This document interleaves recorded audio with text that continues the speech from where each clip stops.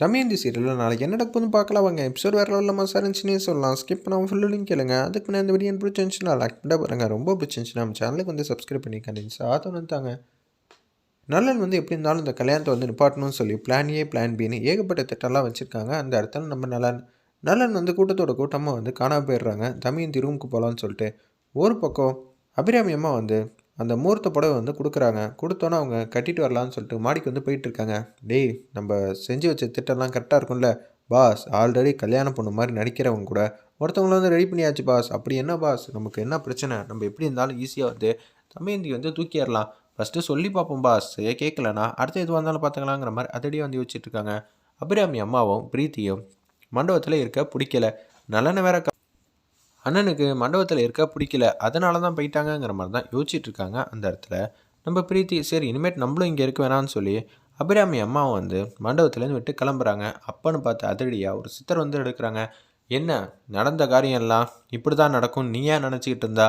அது சரி வருமா? உனக்கும் மேலே ஒரு சக்தி இருக்குது. நீ ஆசைப்பட்ட பொருள் இங்கேருந்து உன்கிட்ட வராமல் அது இங்கேருந்து போகிறதே இல்லை.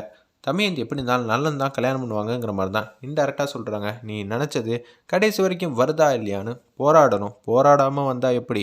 நீ நினச்ச காரியம்தான் நடக்கும். உள்ளே போமா அப்படின்னு சொல்கிறாங்க. ஒன்றும் புரியாமல் தவிக்கிறாங்க. கடைசி நேரத்தில் வந்து மூர்த்த புடவையை உன் கையால் கொடுத்ததுனால தானே மனசு கஷ்டப்பட்டுக்கிட்டு இருக்க.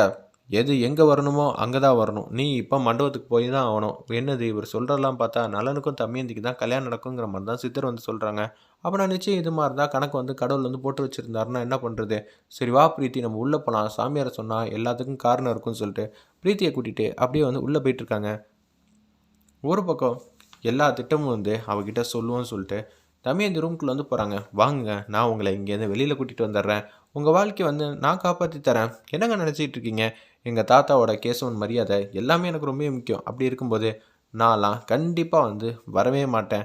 என்ன நினச்சிட்டு இருக்கீங்க அப்படின்னு சொல்லி ஆச்சா புச்சான்னு கத்துறாங்க. அந்த இடத்துல நம்ம தமயந்தி, ஏய் இவகிட்ட பேசிக்கிட்டு இருந்தால் சரி வராது, அடுத்தது வேறு வேலை இருக்குது.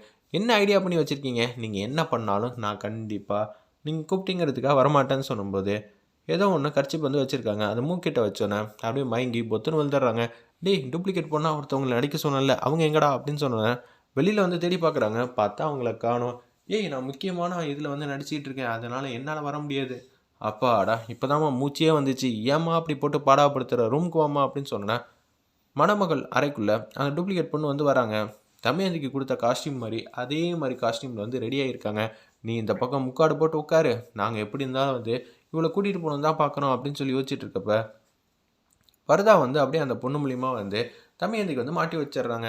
ஏஜிஆர் வந்து கீழே வந்து அப்படியே பார்க்குறாங்க. டேய், நல்லன் எங்கடா போனா அப்படின்னு சொல்லி யோசிக்கும்போது நல்லனை காணோம். பாஸ், எப்படி பாஸ் நீங்கள் இந்த விஷயத்தில் வந்து சாதிப்பீங்க? முதல்ல நல்லனை தேடுங்கடா. இந்த கல்யாணம் மட்டும் நல்லபடியாக நடந்துருச்சுன்னு வச்சுக்கேன், புருஷன் சொல்கிற பேச்சு தான் பொண்டாட்டி வந்து கேட்கணும். அதுதான் நமக்கு ஐதீகம்னு சொல்லுவாங்க. அதனால தான் நான் சொல்கிறேன், கண்டிப்பாக நலன் இங்கே தான் எங்கேயாவது திருட்டுத்தனம் பண்ணி இந்த கல்யாணத்தை நிப்பாட்டணும்னு சொல்லி பிளான் போட்டுக்கிட்டு இருப்பான். அப்படி ஏதாவது அவன் நிப்பாட்டணும்னு நினச்சானா நான் அக்ரிமெண்ட்டை வந்து மீறிடுவேன். எனக்கு அவனுக்குள்ள ஜென்டில்மேன் அக்ரிமெண்ட் இருக்குது. நான் அவனை மாட்டி விடக்கூடாது, அவன் என்னை மாட்டி விடக்கூடாதுன்னு. ஆனால் கண்டிப்பாக அதெல்லாம் மீறிடுவேன். எப்போ பார்த்தாலும் என்ன ரெண்டாவதாக பார்க்க எனக்கு சுத்தமாக பிடிக்கல. தயவு செஞ்சு தேடுங்கடா அப்படின்னு சொல்லும்போது, பாஸ் நீங்கள் கவலைப்படாதீங்க, நான் பார்த்துக்குறோன்னு சொல்லி 2 பவுன்சர் வந்து ஏஜிஆர் பவுன்சர் வந்து இங்கேயும் அங்கேயும் தேடிக்கிட்டு இருக்காங்க. மண்டபத்து ஃபுல்லாக அலசுன்னு அலசுறாங்க. வருண் வந்து இங்கேயும் அங்கேயும் தேடிக்கிட்டு இருக்காங்க. மண்டபத்துக்கு தேவையான ஜாமான்லாம் வந்து வாங்கிட்டு வரப்ப அந்த இவங்கள வந்து பார்த்துட்டாங்க.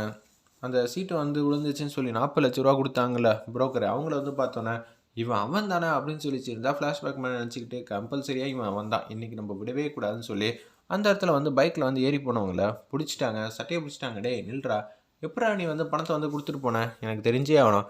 ஐயோ, இவன் என்ன இவ்வளோ பிரச்சனை பண்ணிகிட்டு இருக்கான், இன்றைக்கி இவனை ஏமாற்றிட்டு போகிறது ரொம்ப கஷ்டம் போல இருக்குன்னு சொல்லி நலனோட புரோக்கர் வந்து மனசில் நினச்சிக்கிட்டு இருக்காங்க. ஏய், போலீஸ் ஸ்டேஷன் வாடா, நான் உன்னை சும்மா விட மாட்டேன். நான் சொல்கிற இடத்துல சொல்லி விசாரிக்கிற இடத்துல விசாரிச்சா கண்டிப்பாக நீ எல்லா உண்மையும் சொல்லிடுவேன். என்கிட்ட சொல்ல தான் நீ மாட்டேங்கிறல்ல. சார் சொல்லிடுறேன் சார், நலன் தான் கொடுக்க சொன்னாங்கன்னு சொல்லிடுறாங்க.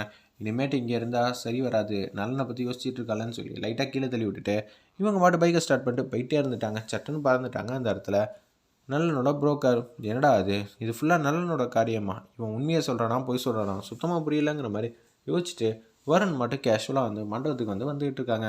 ஒரு பக்கம் பருதாலாம் போட்டு முடிச்சதுக்கப்புறமேட்டுக்கு யதார்த்தமாக பார்வதி வந்து பொண்ணை கூட்டிகிட்டு போகலான்னு சொல்லி வரலான்னு இருக்கிறப்ப, ஏய் நீ இங்கே உட்காந்துக்க அப்படின்னு சொல்லிட்டு பாத்ரூமுக்கு வந்து கூட்டிகிட்டு போகிறாங்க. நம்ம தமயந்தியை கூட வந்து மேனேஜரும் இருக்காங்க அந்த இடத்துல ஆதவனம். கதவை திறந்து பார்க்குறாங்க பார்வதி. ஏம்மா முக்காடு போட்டுட்டு இங்கே உட்காந்துருக்கியா?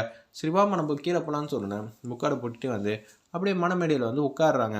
ஒரு பக்கம் யாருக்கும் தெரியாமல் இந்த பொண்ணை எப்படி இருந்தாலும் வந்து இந்த மண்டபத்துக்கு விட்டு வெளில கூட்டிகிட்டு போயே ஆகணுங்கிற மாதிரி பதுங்கி கூட்டிகிட்டு போகிறாங்க. தமயந்தி வந்து ரொம்பவே வந்து சூப்பராக நடிச்சிருந்தாங்கன்னே சொல்லலாம். இவங்க 2 பேரும் தமயந்தி பிடிக்காதப்ப அப்படியே ஆட்டோமேட்டிக்காக வந்து கீழே வந்து சாயிறாங்க. ஏன்னா அவங்க தூங்குற மாதிரி சூப்பராக வந்து காட்டியிருந்தாங்க. ஏஜிஆரும் ஒரு பக்கம் ரொம்ப பாட்டத்தில் இருக்காங்க. அதுக்கப்புறம் எங்கடா போனான் நலனு? நலன் எப்படிடா இங்கேருந்து எஸ்கேப் ஆக முடியும்? இந்த கல்யாணத்தை நிப்பாட்டாமல் அவன் ஓய மாட்டான். எனக்கு நல்லாவே புரியும் அவனோட சைக்காலஜி பாயிண்ட்லாம். அப்படி இருக்கும்போது எதுவுமே வந்து வெற்றி தோல்வி எல்லாம் அவன் கடைசி வரைக்கும் போராடி பார்க்கணுன்னு தான் ஆசைப்படுவான். அப்படி இருக்கும்போது எப்படி அதான் பாசிபிளுங்கிற மாதிரி யோசிச்சுட்டு இருக்காங்க அந்த இடத்துல. தமயந்தி வந்து மண்டபத்தை விட்டு எப்படி இருந்தாலும் கூட்டிகிட்டு போகணுங்கிற மாதிரி தான் அதிரடியாக வந்து யோசிக்கிற மாதிரி காட்டி இந்த எபிசோட அல்டிமேட்டாக முடிச்சிருந்தாங்க. வெயிட் பண்ணி பார்ப்போம்.